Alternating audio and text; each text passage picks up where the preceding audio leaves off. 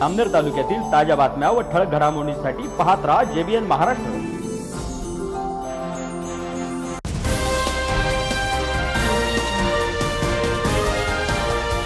नमस्कार, मी मिनल चौधरी। पाहूया काही ठळक वृत्त।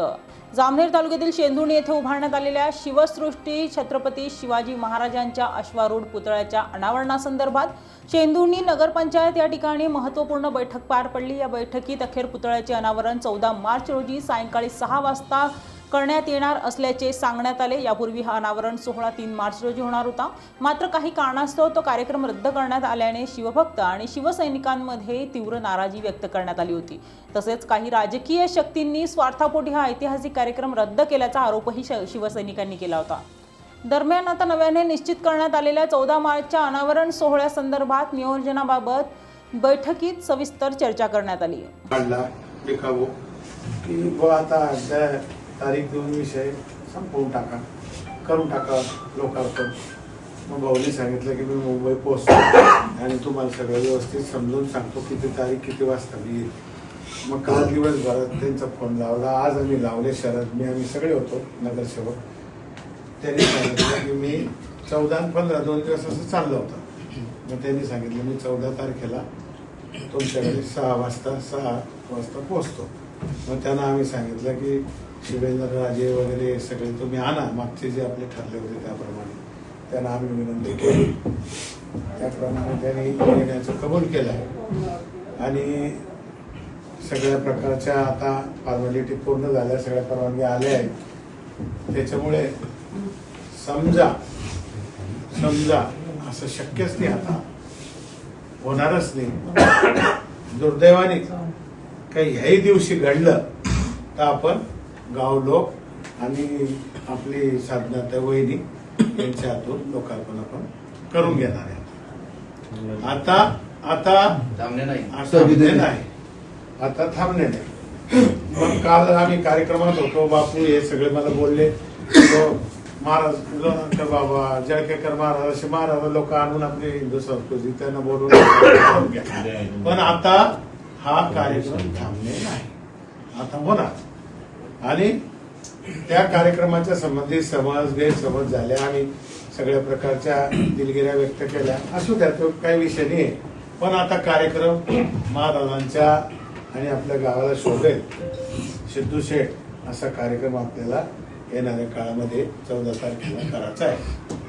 त्याच्यासाठी सगळ्यांनी सहकार्य करायचं। आपण आता आहे ना कुठल्याच प्रकारची पत्रिका छापत नाहीये, आपण अनाऊन्स करू, फक्त काही बोर्ड लावू, अनाऊन्स करू, आलं लक्षात। आणि जे जेवणाचा माझा कार्यक्रम आहे तो आहेच, आणखी लोक म्हणतील शब्द दिलाय आणखी तो कोणचा, त्याच्यामुळे जेवणाचा कार्यक्रम आपला 14 तारखेला तिथे आहे।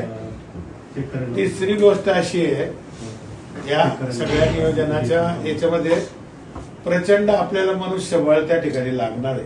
पंडितराव, चांगल्या प्रकारचा तुमच्या परीने तुम्ही प्रचार आणि प्रसार करा। आणि मनुष्यबळ याच्यासाठी लागणार आहे की उत्साह आपण पाहिला फार मोठा आहे खेड्यापाड्यावरती, आपल्या गावात तरुणांमध्ये। तर थोडस सगळ्या बाजूने सगळेजण उभे राहा, काळजीपूर्वक नियोजनासाठी सगळेजण मदत करा आणि हा कार्यक्रम अतिशय उत्तम प्रकारचा आपला झाला पाहिजे शेंदुर्णी, तो आपण सगळ्यांनी सहकार्य करून करावा। मी आता 2-3 दिवस मुंबई, काल आणखी गावाला होतो, आज 3 वाजता आलो, यांचे सारखे फोन चालू होते शरदचे यांचे। मग येऊन आम्ही लगेच भाऊशी बोललो, भाऊने आपल्याला तारीख दिली, तो कार्यक्रम आता आपला फायनल झाला। त्याच्या संबंधी आपल्याला चांगल्या प्रकारचं तिथे ट्रस्ट वगैरे लावायचं आहे, तिथं लोकार्पण करायचं आहे, फुलाच्या माळा, स्टेज वगैरे आपण सगळं सजवणार आहे मागच्या वेळेसारखं। मागच्या कार्यक्रमापेक्षा तसोबर सुद्धा कमी न होता चांगला, आणखी त्याच्यापेक्षा चांगला झाला पाहिजे असा आमचा सगळ्यांचा प्रयत्न आहे, आपल्या सगळ्यांचा प्रयत्न आहे। त्याच्यासाठी आपण सगळ्यांनी सहकार्य करावं। राजू, अशा प्रकारची आपल्याला विनंती करतो, थांबतो। या संबंधी आणखी तुमचे काही मार्गदर्शन असतील किंवा तुमचे काही उपस्थित झाला, खरोखर आपण अत्यंत जीवाभावाचे शिवप्रेमी कार्यकर्ते, अजूनही भरपूर निरोप दिले असते तर इथे 1000-2000 कार्यकर्ते आले असते, पण एक प्रातिनिधिक स्वरूपात आपण या ठिकाणी बोलवले। आपण सगळ्यांनी चांगली साधक चर्चा केली आणि हा कार्यक्रम यशस्वीतेसाठी सगळेजण प्रयत्न करतील अशा प्रकारचं आम्हाला आश्वासन दिलं. त्याबद्दल मी नगरपंचायतच्या वतीने छत्रपती शिवाजी महाराजांच्या स्मारकाचं आपण आयोजन केलेलं आहे. सदर स्मारकाच्या बाबतीमध्ये माननीय नगराध्यक्ष यांनी सर्व माहिती यादी दिलेलीच आहे. त्यामध्ये काही गोष्टी अशा आहेत की त्या दिवशी संध्याकाळी 6ची वेळ माननीय मंत्री महोदयांनी दिली. रात्री कार्यक्रमाची वेळ असल्या आणि हा तर झाला कार्यक्रमाचा विषय. मी थोडं तिथं काय नियोजन असणार आहे या बाबतीत थोडक्यात सांगतो. त्या दिवशी आपण तिथं बघितलं असेल की आपण एक ट्रस लावलेला होता. तो ट्रस यासाठी लावलेला होता की 2 कारणांनी. एक तर त्याच्यावर आपण फ्लड लाईट्स लावणार होतो, शार्पी वगैरे लावणार होतो. त्याच्यावरच वेगवेगळ्या पद्धतीचे काही अजून असतात, फायर ब्लास्ट वगैरे अशा गोष्टी असतात, त्याच्यातून होणार होत्या. आणि दुसरी गोष्ट अशी की तिथे एक पडदा आपण लावणार होतो पूर्ण, आणि ते रिमोटली कंट्रोल करून उद्घाटन जे आहे माननीय मंत्री महोदय त्यांनी ते बटन दाबलं की तो खाली पडला की ते उद्घाटन झालं असं आपण ते होणार होतं. आता याच्यामुळे होतं काय, तिथं त्या दिवशी आम्ही जेव्हा ट्रायल्स ऍक्च्युअली घेत होतो तेव्हा त्याला 3 बाजू आहे. मागची बाजू तर बंद आहे, तिथं बॅकड्रॉपच आहे वगैरे, पण त्याच्या 3 बाजू आहे. त्यांचं म्हणणं असं आहे की 3 बाजूने जर पडदा लावला तर त्या ट्रसला खूप लोड येतो आणि ते हलायला सुरुवात होईल. त्यामुळे आपण फक्त फ्रंट साईडला पडदा लावू आणि ते खाली पडेल म्हणजे उद्घाटन. ते योग्यही होतं, पण आता आपल्या स्टेजची जागा आपण बदलतोय. स्टेजची जागा आपण आता स्मारकाच्या जवळ घेतो. नाही, ती लांब आहे. जवळ म्हणजे त्या कालपेक्षा आज कालपेक्षा आज जवळ. मग तो जवळ येण्यामुळे काय होतं, ती जी बाजू आहे फ्रंट साईड म्हणजे त्या स्टेजचा चेहरा स्मारकाकडे आहे आणि ते पौरच्या दिशेला आहे. पौर रोडला लावून आणि चेहरा पाचोरा रोडला असतो. त्याच्याने ती बाजू ओपन दिसते स्मारकाची. त्यामुळे त्याच्यामध्ये आपण अजून एक बदल असा केला, तो ट्रस तर आपण लावून, पण तो पडदा तिथं न लावता आपण एक हायड्रा लावून त्या पुतळ्याच्या वरती एक रिंग लावणार गोल. त्या गोल रिंगवर पूर्ण पडदा असेल आणि उद्घाटन असं होईल की ते रिमोट कंट्रोलर असेल. त्यांनी ते केल्यावर तो पडदा जो आहे तो पूर्ण रिंगसह वर जाईल आणि ते झाल्यावरच मग सगळ्या बाजून मागच्या बाजूने आतील बाजू सुरू सगळे पेपर ब्लास्ट होतील, ते सगळे लाईट लागतील आणि म्युझिक ते जे आहे त्याच्यावर असेल तो वाजायला सुरू होईल. असा एक थोडक्यात तो जो क्षण आहे, तो काही सेकंदाचा जो क्षण असेल तो अशा पद्धतीने आपण त्या ठिकाणी करणार आहे. स्टेजची जागा जी आहे ती बदलण्यात आली. याच्यात दुरुस्ती करा. तर आपण पौर साईडला JK मध्ये पौर साईडची पार्किंग, चिरगाव रोडला जे आहे तिकडं ललवानीकडे, नंतर पाचोरा साईड जी आहे तिकडे सरस्वती आणि शेंदुर्णी साईड जी आहे तिथं आपण APMC मार्केट कमिटी जी आहे तिकडं अशा पद्धतीची सोय करतोय. आणि तिथं आपण तशा पद्धतीचे बॅनर सुद्धा लावतो. ह्या सगळ्या गोष्टी ज्या आहेत, स्टेजची जागा, नंतर पार्किंग वगैरे, या सगळ्या पोलिसांच्या सोबत आपण जॉईंट व्हिजिट करून त्या ठिकाणी निर्णय घेणार आहे. हे टेंटेटिव्ह झालेली चर्चा मी आपल्या बोला छत्रपती शिवाजी महाराज की जय. उपस्थित सर्व शिवप्रेमी बंधूंनो, तसेच पत्रकार मंडळी, व्यासपीठावरील सर्व प्रमुख मान्यवर, आपल्या म्हणजे माझ्या सूचनाने विनंती आहे. आपल्या हिंदू धर्मशास्त्रानुसार एखाद्या देवाची मूर्तीची प्राण प्रतिष्ठापना करायची असली किंवा ज्याला आपण देव मानतो अशा महापुरुषाची प्रतिमा म्हणा किंवा पुतळा म्हणा जर स्थापन करायचा असला तर त्यासाठी विधिवत सर्व ब्राह्मणांची सल्ला घेऊन त्याची विधी करावी लागते. आणि बरेचसे कार्यक्रम मी असे पाहिलेले आहेत किंवा एखादे 2 कार्यक्रम माझ्या हातून झालेले आहेत. त्यामुळे हा माझा थोडासा अनुभव आहे. काही गोष्टी आपण जर चुकलात तर त्या कार्यक्रमामध्ये विघ्न येत असतात आणि आपण एकमेकाला दोष देत असतो. तर हे आपलं कुठेतरी शास्त्रानुसार चुकलेलं असतं आणि म्हणून अशा काही घटना घडतात. तर माझी अशी विनंती आहे, 14 तारखेला आपल्या छत्रपती महाराजांचं, शिवाजी महाराजांचं लोकार्पण आपण करणार आहोत.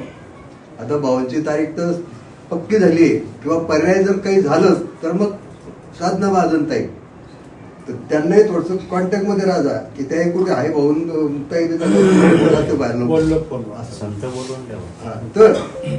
तर उद्घाटन आपल्या याचा अनावरणाचा टाइम जर 6 वाजेचा असेल तर त्याच्या अगोदर 3 ते 4 वाजता 1 तास 2 तासाची जी पूजा असते त्याला 2 किंवा 5 ब्राह्मण लागतात आणि त्या जागेची शांती आणि महापुरुषांचं, शिवाजी महाराजांचं त्या स्थानाची पूजा ही तिथं झालीच पाहिजे, म्हणजे तुमची 14 तारीख खाली जाणार नाही, आज माझा आत्मविश्वास, असं माझं मत आहे.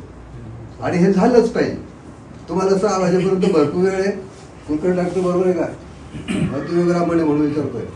तर ती तास दीड तासाची ती पूजा 5 ब्राह्मणांच्या हस्ते ती झाली पाहिजे. त्यांना जी दक्षिणा वगैरे असेल ते आम्ही समितीच्या वतीने देऊन टाकू, किंवा तुम्ही जर दिली तरी चालेल. समिती देऊ किंवा तुम्ही द्या. पुणे झालेले आहेत अनेक ठिकाणी मी पाहिलेले आहेत. कारण काय, समोर पब्लिकला शिवाजी महाराज दिसतात आणि स्टेजवर बोलणारा जो नेता असतो किंवा कार्यकर्ता असतो त्याला हुरूप येतो, आणि त्या अनुषंगाने छत्रपतींविषयी आपल्या भावना त्या ठिकाणी मांडल्या जातात.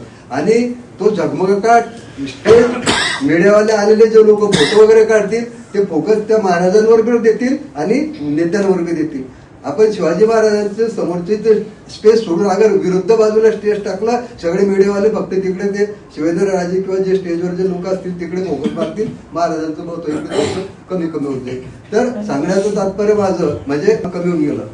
आपण स्वतःहून आपल्या घरच्यांना छापायचं असेल त्यांनी बॅनर छापावं.